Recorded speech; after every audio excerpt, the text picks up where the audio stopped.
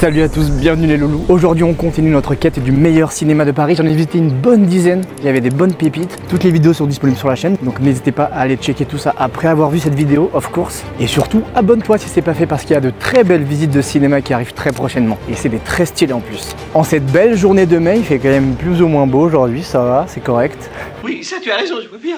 Je vous emmène découvrir un trésor du quartier latin, un lieu chargé d'histoire et de passion cinématographique, le cinéma L'Épée de Bois. Ancien théâtre et transformé en cinéma dans les années 70, ce lieu continue de charmer ses spectateurs et réserve bien des surprises, vous allez voir. Je vais d'abord parler rapidement de son histoire avant de vous emmener à l'intérieur et je vais tout vous montrer. Et surtout, j'ai la chance d'interviewer Camille, qui est la directrice du cinéma, qui l'a racheté il y a 3 mois. C'est le projet de toute une vie pour elle, donc j'ai qu'une chose à vous dire.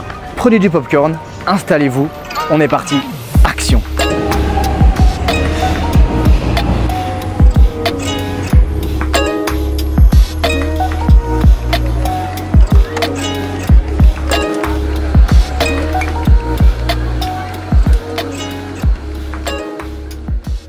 Voilà, on arrive bientôt. Niché au cœur du quartier du 5e arrondissement de Paris, au carrefour de la rue de l'Épée de Bois et de la rue Mouffetard, se trouve le cinéma L'Épée de Bois. La rue Mouffetard, c'est l'une des plus anciennes rues de Paris. La rue Mouffetard est une sorte de marché permanent où affluent des Parisiens de tous les quartiers et de toutes les classes sociales.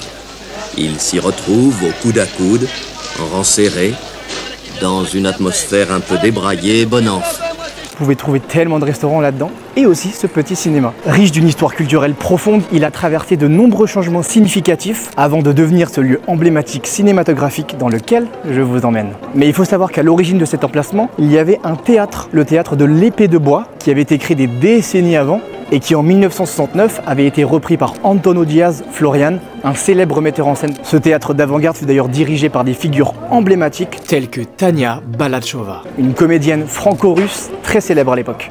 Ce qui est le plus difficile dans notre rôle de professeur, c'est de vous faire comprendre, vous autres débutants, que travailler la technique n'est pas déchoir, qu'on peut garder son talent tout en sachant aimer les consonnes, ouvrir les mâchoires pour que le son sorte librement, caresser les consonnes. Vous serez aussi vrai quand vous saurez dire des mots beaux. Malheureusement, ce théâtre est démoli en 1971 pour faire place à un immeuble résidentiel extrêmement boring, on va pas se mentir. Et ce théâtre existe d'ailleurs toujours, il est maintenant situé dans le bois de Vincennes. Mais tout n'est pas perdu pour ce lieu magique, puisqu'en 1978, Madeleine Hartmann-Closet décide de reprendre le rez-de-chaussée de cet immeuble pour en faire un cinéma. Un cinéma de 2 salles, l'une de 65 sièges et l'autre de 75. Ce lieu fera le bonheur des gens de la rue Mouffetard. Sous la direction de Madeleine, ce lieu a été conçu pour offrir une alternative au grand complexe cinématographique qui se développait beaucoup à l'époque, en se concentrant uniquement sur des films français et européens d'art et essai. Avec 2 salles, l'une de 75 sièges et l'autre de 65 sièges, aujourd'hui équipé en son Dolby, ce cinéma offre une expérience intime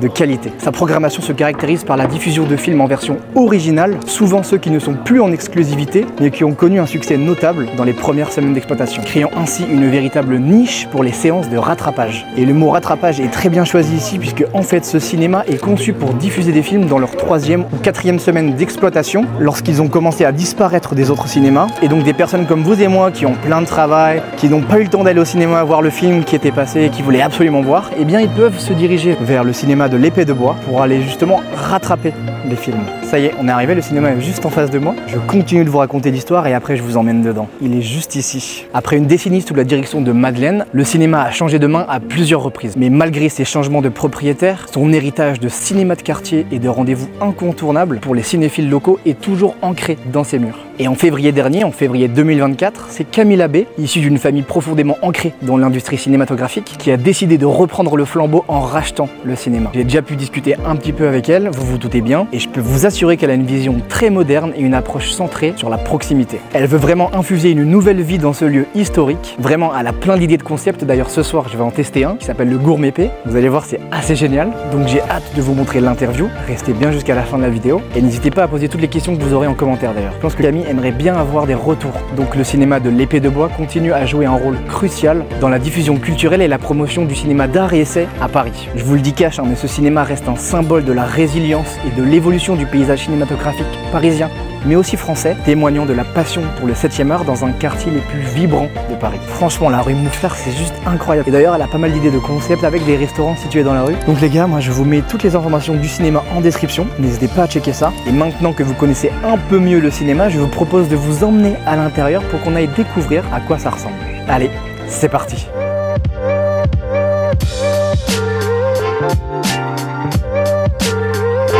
Salut Camille. Bienvenue à l'Épée de Bois. Là on est dans l'entrée, je remarque qu'il y a plein d'affiches. C'est quoi ton affiche préférée là? Qu'est-ce que... Bah ouais, tout à fait. Donc là on est vraiment entre la rue Mouffetard et l'entrée du cinéma. C'est notre couloir d'affiches où on met toute notre programmation du moment. Je trouve que l'affiche du Mal n'existe pas est très très belle. J'aime beaucoup l'affiche d'Il reste encore demain. Celle de Marie-Lou aussi, elle est très colorée, elle est très belle. Honnêtement, j'adore les affiches. Tu rentres directement dans l'univers du cinéma, c'est génial. Exactement, ouais. C'est un peu notre couloir qui, quand tu prends ce couloir, tu laisses un peu derrière toi les tracas du quotidien et tu sais que tu viens te détendre, tu viens te mettre un peu en mode avion. C'est ça. Pour une parenthèse dans ton quotidien, voir un beau film, partager des émotions dans une salle de cinéma, voilà, c'est toute la beauté de ce Et du coup Camille, qu'est-ce qui t'a poussé justement à reprendre ce cinéma, à reprendre l'Épée de Bois? Écoute, c'était vraiment un rêve d'enfant de diriger, de reprendre une salle de cinéma et je suis très heureuse d'avoir la chance de maintenant faire vivre cette salle emblématique du quartier latin, l'Épée de Bois. C'est voilà, un rêve qui s'est réalisé. Attends, parce que là je vois qu'il y a un petit chien derrière la porte qui nous attend. C'est notre mascotte, c'est ma chienne Roby. La mascotte du cinéma. Beaucoup, voilà. C'est complètement la mascotte, on peut aller la voir. Elle nous attend d'ailleurs. Et voilà. Et ouais, J'adore. Avec la moquette, parce que vous avez changé toute la moquette du cinéma? Tout à fait, la moquette est toute neuve, elle a moins d'une semaine. Super jolie, ouais. Voilà, elle est canoise, comme nous ont dit nos clients. D'ailleurs, petit challenge pour les personnes qui visionnent, on a un trou sur cette image. On ne sait plus de quel film elle est tirée. Là, évidemment, on a À bout de souffle et là, on a Chaîne conjugale de Mankiewicz. Il faudra que les gens trouvent la solution. Alors. Voilà, là, on a un trou. En revanche, tout le meuble de caisse qui est vraiment très singulier date des années 70. D'ailleurs, c'est très 70s. Dans l'effet chromé un peu. Voilà, on retrouve ce fil conducteur partout dans l'Épée de Bois. Donc là, évidemment, avec le mur, la bordure de l'escalier, toutes les rampes. Ouais. Et on le retrouve aussi dans les salles. Et même en bas jusqu'aux toilettes, les panneaux indicateurs, c'est vraiment ce thème. Super singulier. Exactement, c'est vraiment propre à l'Épée de Bois. Et donc tu as repris ce cinéma il y a 3 mois. C'est quoi un petit peu la routine? Qu'est-ce que tu fais en avant le matin en tant que directrice de cinéma? Effectivement, c'est tout récent et la beauté de ce métier, c'est vraiment que les journées se suivent et ne se ressemblent pas. Régulièrement, on accueille des écoles. J'adore, on accueille de la maternelle au lycée. Dans ce cas, j'arrive, j'ouvre le cinéma. On allume en cabine, donc j'allume le cinéma, les salles. Le chien aussi, il accueille les enfants. Voilà, complètement. Elle leur fait bien la fête. Sinon, je travaille sur la programmation, les films qu'on projettera la semaine d'après, quels événements on peut construire. Et puis l'après-midi, tous les jours, évidemment, à partir de 13h, on a nos séances jusqu'à la fin de la soirée. On accueille donc dans nos salles les projections et le public. On a donc la salle Unici, qui a 75 fauteuils. Elle est typique des salles qui ont été construites dans les années 70. Et on retrouve à nouveau le thème métallique. Ouais. Et on a la salle 2 qui a 65 fauteuils.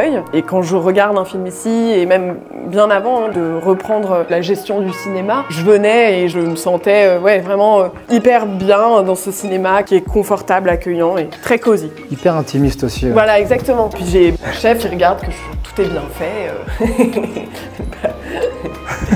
Tu viens de reprendre ce cinéma, donc tu as mis en place pas mal d'événements spéciaux, un peu comme moi j'ai pu tester le Gourmet Épée par exemple. Alors on a effectivement lancé Gourmet Épée, je fais un cycle qui allie projection et dégustation. On a commencé avec le Japon, avec la projection de Tampopo. C'est associé à Kawakami qui est rue des Quatre. Okay. Exactement. On a fait le grand restaurant avec Louis de Funès, de Jacques Benard. Vive la France, vive! Et puis t'es venu pour Zorba le Grec. Là je suis venu pour Zorba le Grec et c'est vrai qu'on a eu un petit pita et un dessert spécifique à l'orange. Exactement, la Portocalo Pita, ouais. Déjà c'était super bon, ouais, donc ça m'a donné envie d'aller au restaurant après. Puis en plus d'avoir un vieux film 1964 je crois. Exactement, 60 ans. C'était vraiment un plaisir de pouvoir le redécouvrir dans une salle de cinéma comme celle-ci. Moi je suis fan. Ouais, bon, parce que déjà il y a forcément un peu de gourmandise, mais en plus de mélanger ça avec la passion pour le cinéma. Exactement. C'est juste une superbe idée. Il y en a un prochainement, non, sur l'Italie? Absolument, ouais, le 27 mai, le lundi 27 mai, on a l'Italie avec To Rome With Love de Woody Allen et on aura Arancini, Cantucci crunchy et ça va vraiment se régal. Ça va être bon ça. Et ensuite on fera une pause pour cette saison et on reprendra en septembre pour aller là en Inde. On retournera au Japon, on passera par l'Espagne, voilà. Plein de choses chouettes à venir. Mais pour l'Italie, du coup, faut y aller, hein, parce que ça sera le dernier de la saison. C'est très très important. Est-ce qu'il y a d'autres événements? J'avais vu sur le tableau volé, non? Il y avait, oui, tout à fait. Alors on essaie aussi de faire des avant-premières. Donc on a eu la chance de pouvoir projeter le tableau volé de Pascal Bonitzer et on a accompagné la projection avant-première d'une rencontre avec des commissaires-priseurs de la Maison Drouot. Ça a été génial parce qu'on a pu parler du film. Il s'avérait que les deux commissaires-priseurs qui étaient présents en plus étaient figurants dans le film. Ah bon? Ouais, c'était très chouette. Et on a aussi pu parler plus globalement monde des enchères, quoi, des coulisses mystérieux. Exactement. Et là on a le 20 mai Chien Blanc et la séance sera suivie d'une rencontre avec un comportementaliste canin, un coach comportementaliste canin. Je pense que ça va être très intéressant. Ça apporte une nouvelle dimension. Exactement. On a aussi commencé les séances du dimanche matin, qu'on les appelle Croissant et Cinéma. Et là c'est vraiment l'idée, c'est des films feel good, donc vraiment plein de bonnes ondes. On travaille avec Morange qui fait des croissants, des pains au chocolat et des brioches, mais à tomber. Et donc on rentre dans le cinéma le dimanche matin, ça sent les viennoiseries, le beurre, c'est trop bien. C'est l'odeur et le Madeleine de Proust, c'est génial. Et café, etc. Donc on est trop content. C'est vraiment une nouvelle vision, t'apportes vraiment une nouveauté, je trouve, à ce cinéma. Et c'est trop cool d'avoir des gens comme toi, donc merci. J'en ai déjà parlé un petit peu avant, mais c'est vrai que ce cinéma est connu pour diffuser des films lors de leur 3e ou 4e semaine d'exploitation. Est-ce que tu peux nous dire un petit peu plus sur ces séances de rattrapage? Oui, tout à fait. C'est complètement une partie de l'identité de l'Épée de Bois, c'est qu'on est un cinéma de continuation, comme on dit. Donc on a les films qui sortent 3, 4, 5, 6 semaines après leur sortie en salle et on les garde nous très longtemps à l'affiche tant que le public est là. On garde le film, par exemple on a Perfect Days depuis bientôt 6 mois. Ouais, ça fait longtemps qu'il est sorti. Les gens viennent le voir, le revoir, le re-revoir. On a eu très longtemps Le règne animal par exemple. Incroyable celui-là aussi. Ouais. Donc on est ravis nous de pouvoir faire vivre les films plus longtemps dans les salles de cinéma. Une partie de notre public se dit là j'avais raté, j'ai pas eu le temps, j'étais pas là. Allez, j'y vais. Hop, Épée de Bois, rattrapage, Épée de Bois, voilà. Donc voilà, moi je suis ravie que les gens pensent à Épée de Bois aussi. Et entre nous, maintenant que tu as ton cinéma, est-ce que ça t'arrive de faire des petites projections privées avec des films que tu as vraiment envie de voir? Alors pas tellement, non. Mais c'est vrai que les films que j'aime, j'ai très envie de les programmer. Et, par exemple, là on a Forrest Gump le 21 mai, c'est clairement un film que j'adore. Et j'ai juste envie de le partager avec une salle et qu'on pleure ensemble. Et ensuite on mange tous un petit bout de chocolat. Et Maman disait toujours, la vie c'est comme une boîte de chocolat. En fait, j'ai plus envie de les partager, je me fais pas trop de séances privées. Et avoir un cinéma aujourd'hui, ça représente quel défi? C'est quoi pour toi les défis d'une directrice de cinéma? Alors, très bonne question.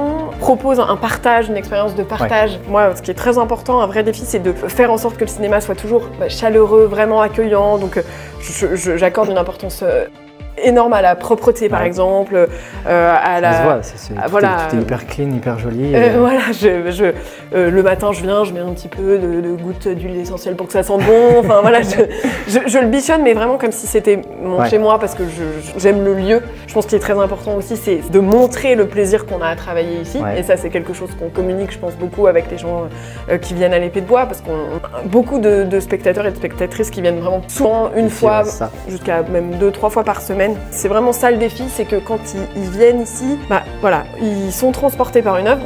On aime ou on n'aime pas le film, et ça pour le coup nous on n'a pas, c'est pas du tout ta faute ça.